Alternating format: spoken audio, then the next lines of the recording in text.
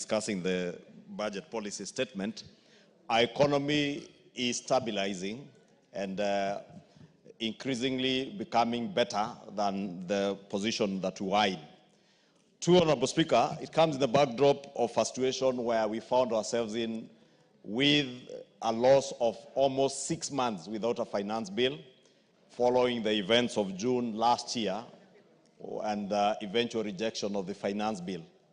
Honorable Speaker, many people may take it for granted that there was no impact on our budget process by the events of June 2024. But Kenyans across the country can bear witness that there was a real impact of the disruptions that came with the rejection of the finance bill in 2024. Many Kenyans around the country have been agitating for rehabilitation of roads that have had no money to rehabilitate. You have seen many actors in the labor movement, right from doctors, teachers, professionals in the teaching fraternity, those in our universities, agitating for implementation of collective bargaining agreements, which were supposed to be funded out of the monies or revenues that were to be raised by the finance bill of 2024. But, Honorable Speaker, allow me to take this opportunity to thank the House and thank the many Kenyans who in October last year joined the Finance and National Planning Committee during public participation to reconsider many of the proposals that were there in the finance bill. And therefore, we may need to understand that this supplementary tool comes in that backdrop of reduced revenues out of the events of June 2024, the belated mobilization of revenues because we did not have a finance bill to mobilize resources, as was expected by the 1st of July 2024. It wasn't until the end of December, because the bills that we passed on the 4th of December commenced to mobilize revenues from the 27th of December. And therefore, we have only mobilized resources for about 2 months, the whole of January and now February. This is only the 2.5 month when we have had the tax measures that we put mobilizing resources. And it is in the backdrop of that, Honorable Speaker, that the National Treasury has had to review the budget of the financial year 2024-2025 so that they're in tandem with the revenues and the reality of the time, because the revenues that were projected at the time we were doing the budget last year were projected with having in mind that we'd have a finance bill that would collect revenues from the 1st of July to the 30th of June this year. But as the case may be, we have only, as I said, been able to collect revenues from January to date. And therefore, you may have, we have now to review the revenue projections. And with the revision of revenue projections, we also have to review the expenditure projections, Honorable Speaker. And I'm glad the National Treasury has factored in all this in the revision of the expenditure and in an effort to continue the fiscal consolidation that I was speaking about earlier in the morning, to ensure that we close this financial year with a supplementary budget that is as close to reality as possible, Honorable Speaker. Honorable Speaker, if you look at the proposed reallocations and additional allocations that are contained in this report and the schedules that are being printed and which members will be able to access from the tablets shortly, part of the gainers, Honorable Speaker, is the security sector. And again, Honorable Speaker, is also worth noting that the National Police Service has been allocated an additional 7.5 billion, 5 billion of which is shortfalls in insurance costs, and 2.5 billion to support the Haiti peacekeeping mission, Honorable Speaker, and in addition also other resources to ensure that we continue to secure our country. Honorable Speaker, you know, I heard many people recently fault the policy proposal to allow Kenyans from all corners of the country to be able to access ID cards fairly and in an equitable way without discrimination. And some of the resources you see here, Honorable Speaker, going to the National Intelligence Service is to ensure that security measures in the country are enhanced so that even as you issue out identity cards to Kenyans, we make sure that it is only Kenyans who are accessing our identity cards. Honorable Speaker, has been also a problem of pending bills. And our economy has slowed down largely because many people, many business people across the country have bills that they delivered goods and services to the government, the national government and our county governments, and have not been paid. And part of the culprits has been the Ministry of Defense.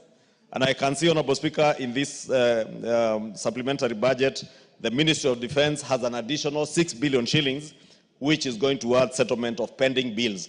And I do hope that the Principal Secretary and the accounting officers in the Ministry of Defense will be able to settle, especially the small, micro and MSMEs who have delivered goods and services to the Ministry of Defense, many of who suffer and some are closing down their businesses because they are not being paid.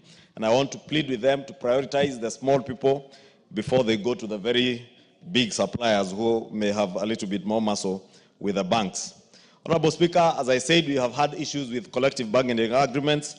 With the Teacher Service Commission, you've had teachers complain about the health services that they are getting through the scheme that they have. And we have an additional 18 billion shillings that are going to the Teacher Service Commission again to cater for insurance shortfalls, teacher promotion and personnel emoluments, shortfalls that are there at the TSC. And therefore, those teachers who are not able to be promoted because of budget shortfalls can now smile all the way to TSC as they seek their promotions. To Honorable Speaker, the State Department of University Education is a major beneficiary. You can see some 16 billion shillings going to the university education, to, among other things, 4.2 billion to implement the university's collective bargaining agreement, the CBA. As I said, you have seen UASU and other university dons even coming to petition Parliament at the gates of Parliament and demonstrating in town, agitating for implementation of the CBA agreement. Therefore, there is that 4.2 billion shillings to ensure that the State Department for University Education honors the CBA agreement that they entered into. There are also upward revisions that mostly relate to A&A. And Honorable Speaker, it's important to note because, again, many people have criticized the digitization of government services through eCitizen. If you skim through the schedules and the committee's report, you see a lot of revisions of A&A, appropriations in aid. And these to a total, my colleague here is reminding me, almost 19 billion. These are resources that have not been factored in the budget, but are now realizable, and this has come out of the digitization of government services through eCitizen. And through this digitization, Honorable Speaker, many institutions of government, many agencies of government, ministries and departments are now able to get more resources in A&A. And this is the upward mobility, you say, of A&A in the State Department of Universities and others, Honorable Speaker. Honorable Speaker, again, in healthcare, Kenyatta National Hospital is getting additional resources. Kenyatta University Teaching and Referral Hospital, MTRH, and I don't want to get into the figures, and KEMSA, Honorable Speaker. And this again speaks to the need, Honorable Speaker, of ensuring that both our national referral hospitals are adequately resourced to be able to offer services to Kenyans when they need them, and especially under the Social Health Insurance Fund, or SHA. Honorable Speaker, there is an additional 3 billion shillings that is going for the Emergency, Chronic and Critical Illnesses Fund, 1.5 billion shillings, stipend for healthcare professional interns, and 600 million for operationalizing the primary healthcare networks. Honorable Speaker, this speaks to a great extent to the issues that you remember during the members' retreat in Naivasha, when the Social Health Insurance Authority appeared before us in Naivasha, and you did ask the Committee on Health to sit and look into the issues that are bedeviling the implementation of SHA. Honorable Speaker, part of the issues and the challenges that were identified is the low funding that went into the primary healthcare fund and the emergency Chronic and Critical Illnesses Fund. Honorable Speaker, it's important for Kenyans to appreciate that the more members who enlist onto SHA and make contributions, the more efficient and effective SHA will become in terms of being able to cater for needs of their customers or needs of patients who walk into hospitals. For instance, Honorable Speaker, the Primary Healthcare Fund is meant to ensure that any Kenyan who is registered under SHA or Taifa Care, if they walk into a level 1, level 2, level 3 hospital, they see a doctor, they get a prescription, they get treatment.